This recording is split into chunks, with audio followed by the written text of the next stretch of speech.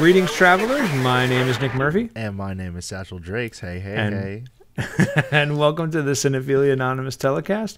We are going to take you on an interstellar adventure through the darkest corners of your mind to unlock your hidden passion for cinema. This week, we are discussing Cowboy Bebop, Knocking on Heaven's Door. So how'd you feel about that change of pace, man? You know, dude, getting a little animated.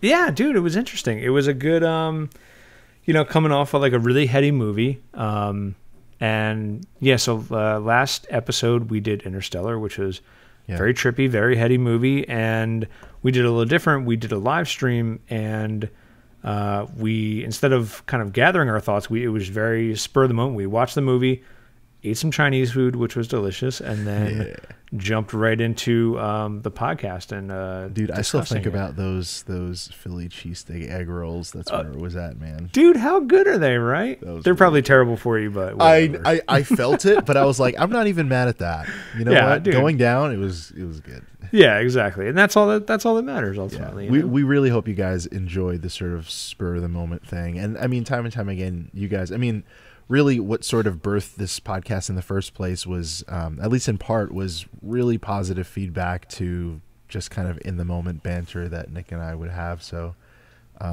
yeah, we just hope you really dug that. It was a lot of fun. Thanks for having me, dude. Yeah, dude, anytime, man. Dude, you're more than welcome. Yeah, let's try and we'll do that more often, because I think it's nice to, and you're right, you get like a gut reaction from us, and it's just very like free form. I mean, our podcast is very like free form already, but when it's like live and when we watch it together and then record right after, it's kind of interesting kind of what comes from that. I like watched Interstellar again, since. Oh, nice. I just like put it on in the background sometimes, and it just puts you in a really good mindset, man. It's just the visuals are just incredible, man. The way it deals with time is, any movie that like manipulates time in an interesting way, like always has like a top spot in on my shelf. I agree. I just have so much respect for like how feasible they make the kind of pseudoscience around it, right? Yeah. I think it definitely demands a lot of thought, and if you can pull it off and then make it really personal, it's kind of hard to forget.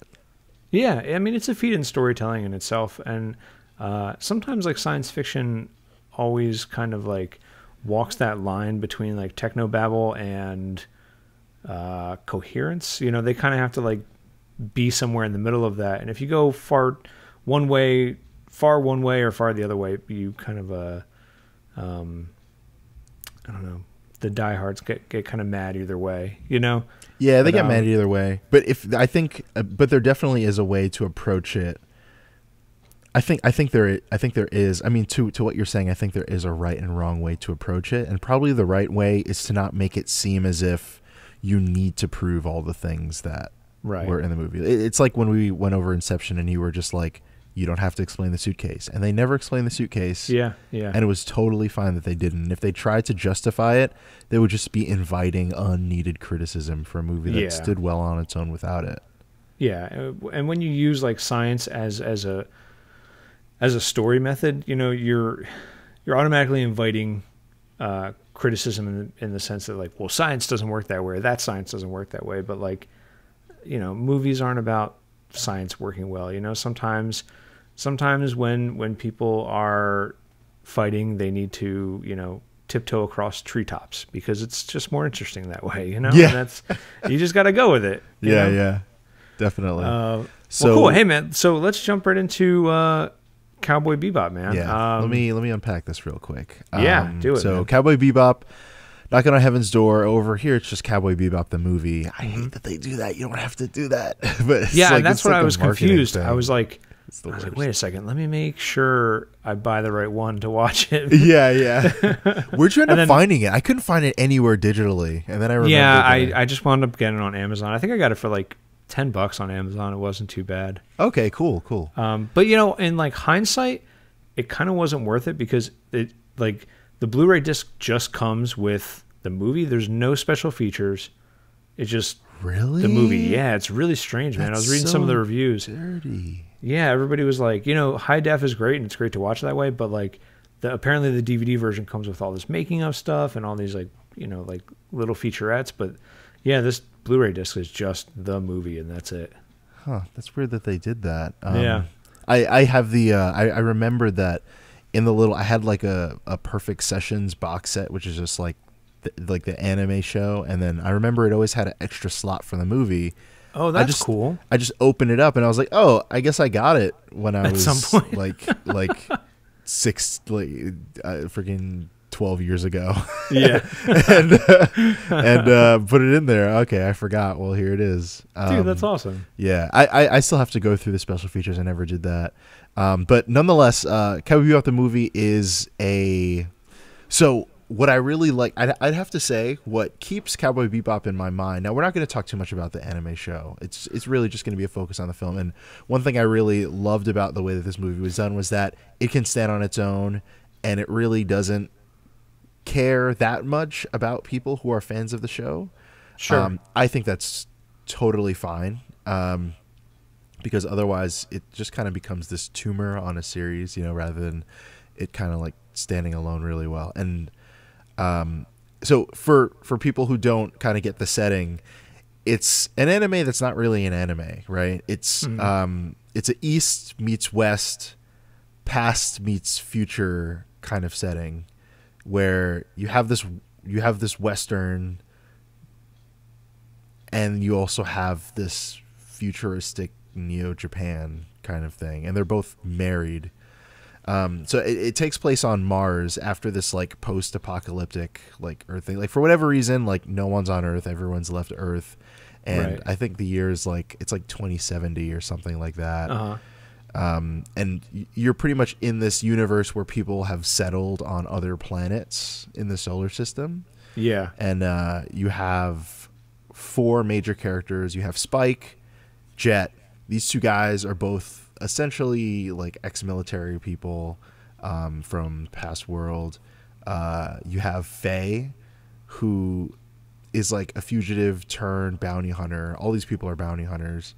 You have Ed, who's this little girl with like huge red hair, and she's super like weird and Johnny-come-lately and oblivious to a lot of things and childish, but she's also this computer genius.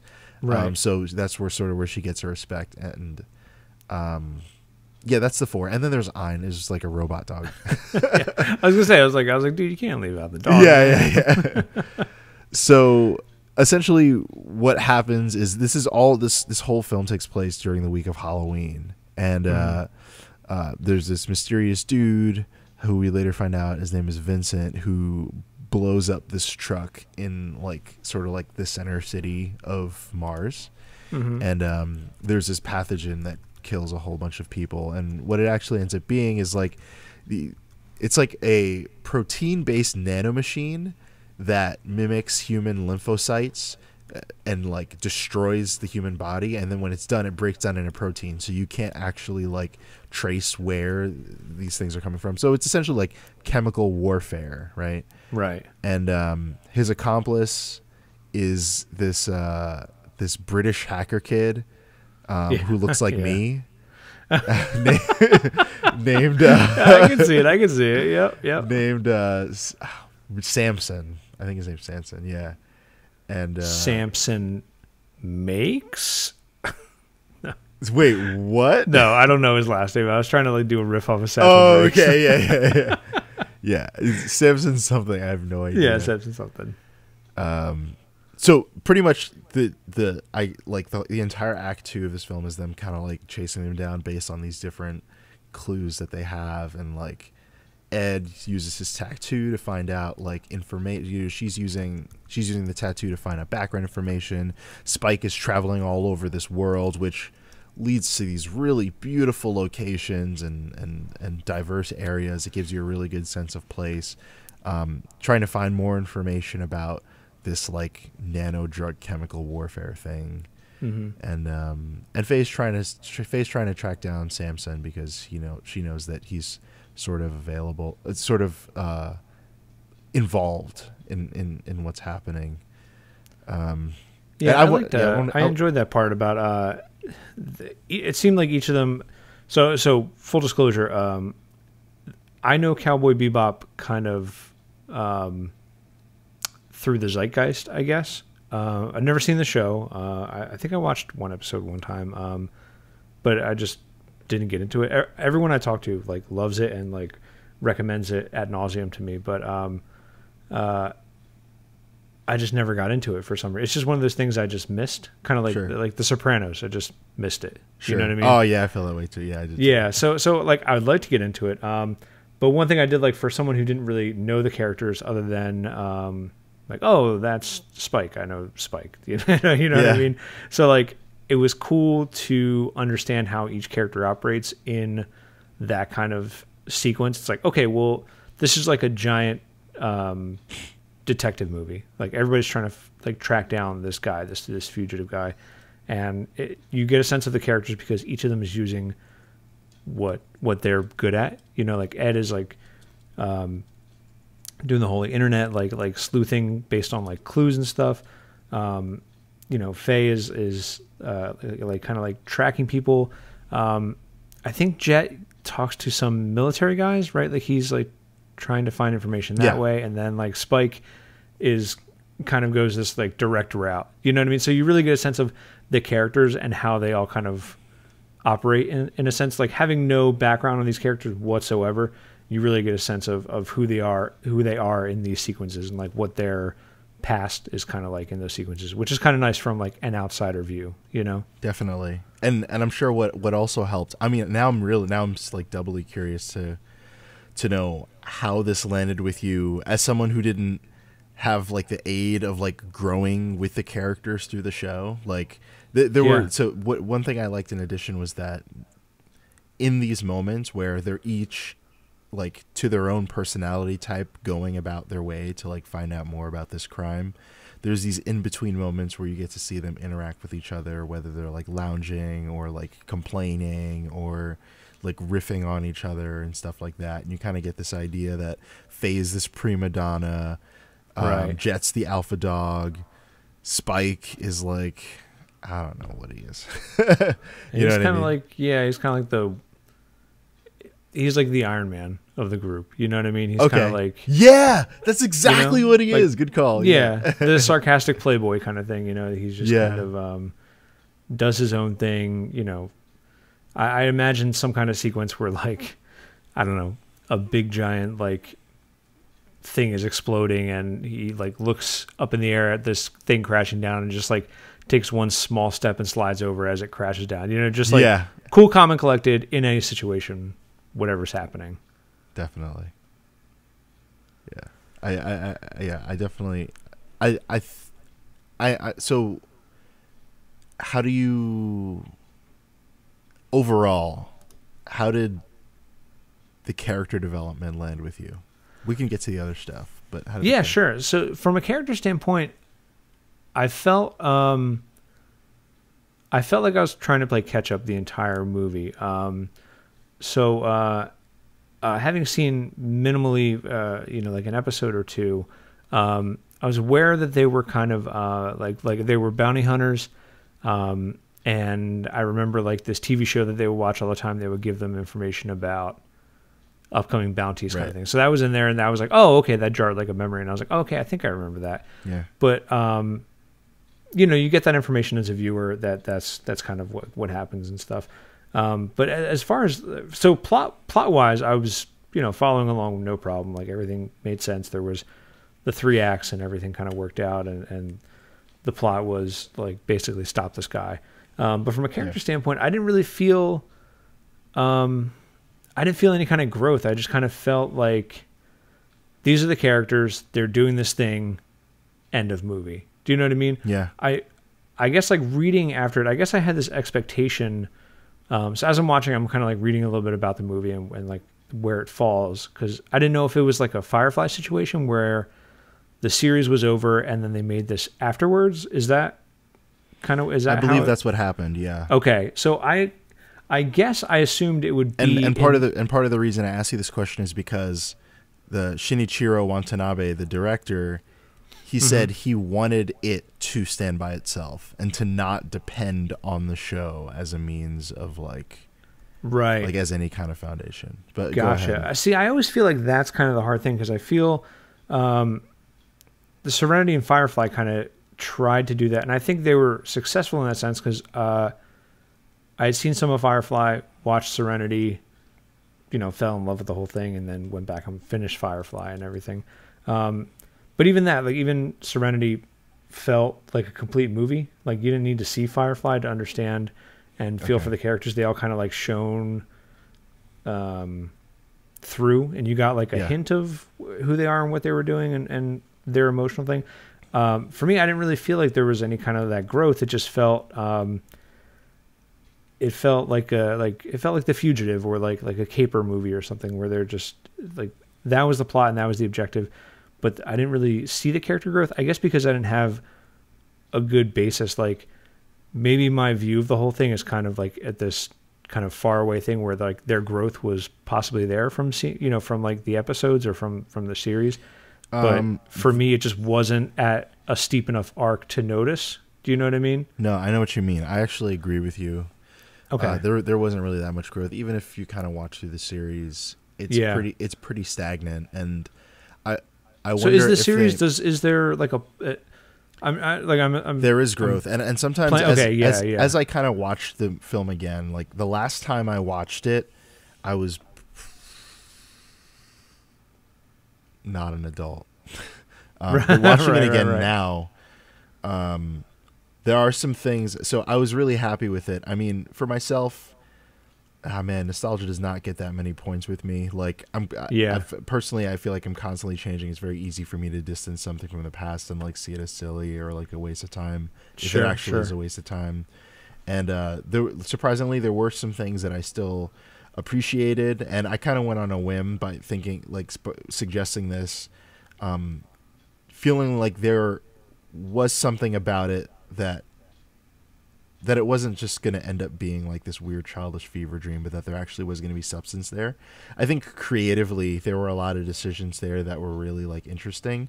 As far as character development goes, I'd probably say the only person that you really see grow that you can actually feel for is Vincent, like the villain. He's the only one who sort of has this arc.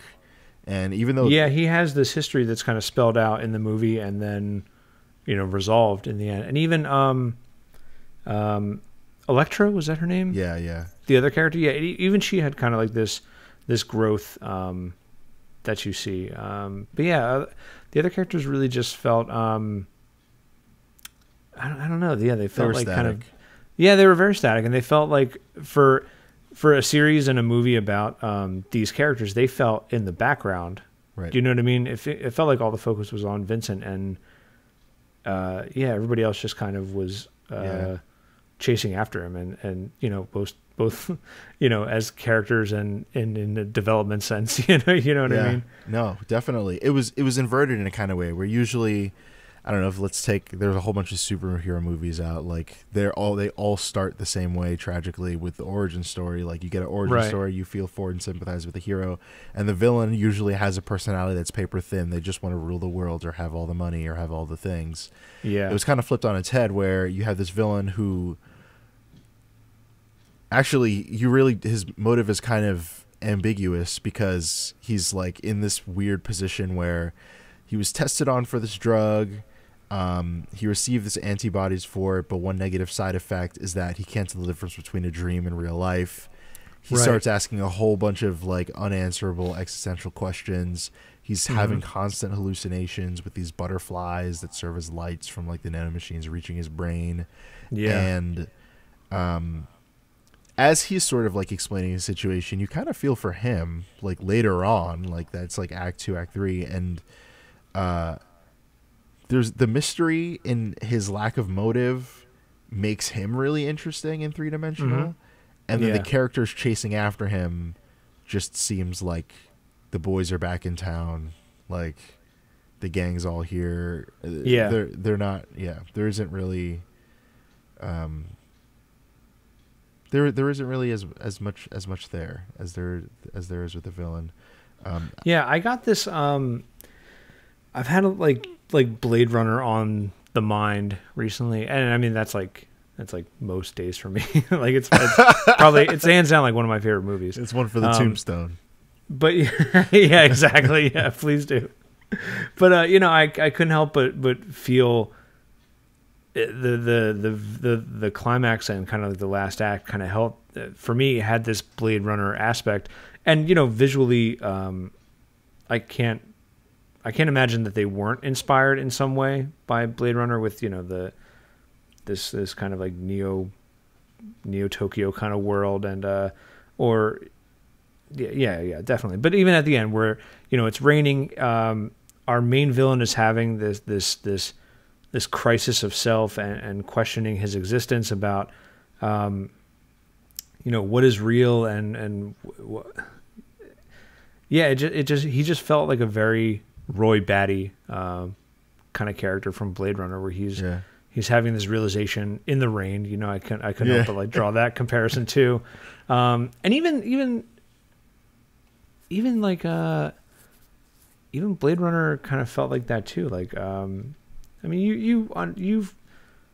you follow Harrison Ford's character and you see him grow and stuff, and he has like development and stuff. So, but in the same sense, it's him pursuing this main bad guy, and in a very similar sense in this film too. I wonder if that was like an inspiration. I'm wondering if that's like yeah, you got me wondering that too. Yeah, interesting. His whole explanation though of like what is reality was definitely sophomoric. Right? Yeah. I wrote this note when he's like talking. It was actually a great sequence where he's kind of like waxing poetic, looking out this window, and then they're cutting back and forth with I guess Spike is talking to right. They that do, doctor. Yeah. And they're kind of going back and forth, and I'm like, wow, he is really like brooding about this, Yeah.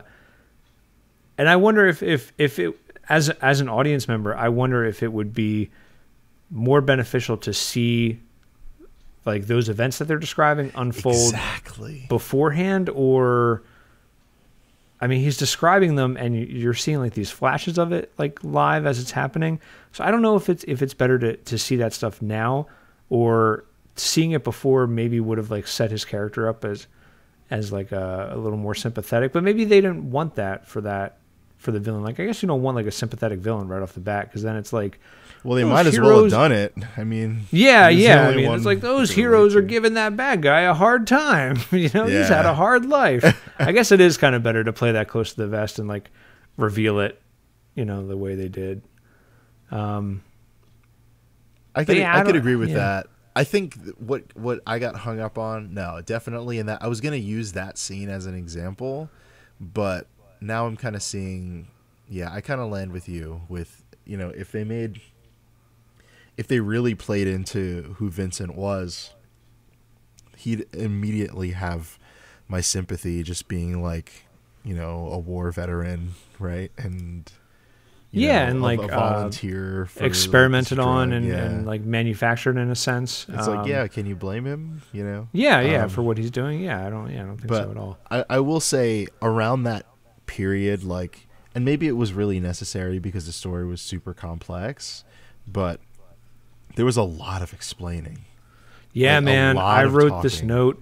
I was like, man, it just felt like Metal Gear Solid, man. It was like the virus, and this is what's happening. Yeah. Even like Spike's voice had this Metal Gear. Like, you're kind of like feeling to it, and it was, and I don't know if that's just like typical of those. Like, are the and that's the thing, Are the episodes like that? Or is what like no, like was not. This movie like a giant episode, or was this kind of I don't know, was this a thing by itself? Like, aside from it being a movie, like tonally, does this fit with like the format of the show? This fits with the format of the show. It wasn't stylistically. It wasn't a long episode. Stylistically, it looks like the show with a better budget. Okay. So it looks like it's like the show with a better budget. Each character maybe it's just because there's more time that the artists were allotted with, but each character definitely has their own moment. Okay. They're not constantly playing off of each other, like they're able to split off. And one thing I really did like was the way they sort of handled this like Crash like parallel story thing going on, jumping in between them. It always seemed really timely, and it was cool to see two timelines run at the same time when I think Rahid was his name, was explaining to Spike Vincent's situation as Vincent is explaining his situation to Faye in the apartment. I thought that was really nice. Yeah, that was a great sequence. But I agree, it did get wordy and kind of like... And I wonder if it got like very anime-y there, where like the big problem that I have with most anime is that they don't really care for conveyance, and it's probably because at least the craft itself doesn't care that much for conveyance, and I think it's probably because these are shows catered towards children. I don't know what age group they had in mind for Cowboy Bebop and stuff like that. It seems a little bit older, just given the themes and things like that. I wouldn't compare it to Prince of Tennis or like anything else, but there's always confirmation. There's always a fear of something not being confirmed enough. Like, for example, like Inuyasha will start out and the plot, I don't need to explain the plot, like it doesn't really matter, but essentially like there's this girl, she's the protagonist, and there's this demon who bites into her side. And I remember you saying this, Oh yeah, I talked about this already. Yeah. Okay. Finish it. I'll finish it. All right, so the pearl comes out, and then, you know, a monster just bit into you, and like she's thinking to herself, that monster just bit into me. That pearl just came out of me. What does that pearl do? I wonder my purpose. You know what I mean? And even even a better example, when I was in Austin, one of the guys who was there with us, he was watching Prince of Tennis, which is horrible, horrible anime about tennis. And they do that thing that every supernatural and any anime that has anything to do with supernatural stuff does, where there's like this super move that no one can ever do, and they're like, you would only be able to do it if you had the superpower from so and so, but that's not gonna happen. And then he gets really mad and he does it, and they're like, he did the superpower. And then someone's like, what did he just do? Why? He did the superpower thing so and so. The way that you do it is by generating the X, and then they're it's like, the soul bomb that he created. Right. And then he's like, but how did he still survive that? Well, and they just answer, like, someone jumps in to ask every possible question the viewer has, and then there's always a guy there to answer it. And it almost seemed like that's what that was. Yeah. It felt like that for a show that everyone has kind of explained to me is like, oh, it's, you know, it's very like, it's like a Western in space, and it's you know, those two things speak to me. You know, those are great things. Yeah. But that sequence just didn't feel like that. There were some moments that like felt like that. You know, like these standoffs. Like I was like, oh, this feels like a Western. It feels like that kind of thing, and the bounty hunters thing. But then you're right. It just delved into that anime thing, that anime mode, and it was just kind of like, you know, you know, I don't need action every 2 minutes, but like I don't know. Like, show me. I just kept saying, show me. Show me, exactly. Yeah. All right, well, why don't we take a quick little break, and then we will come back, and we will finish discussing Cowboy Bebop Knocking on Heaven's Door.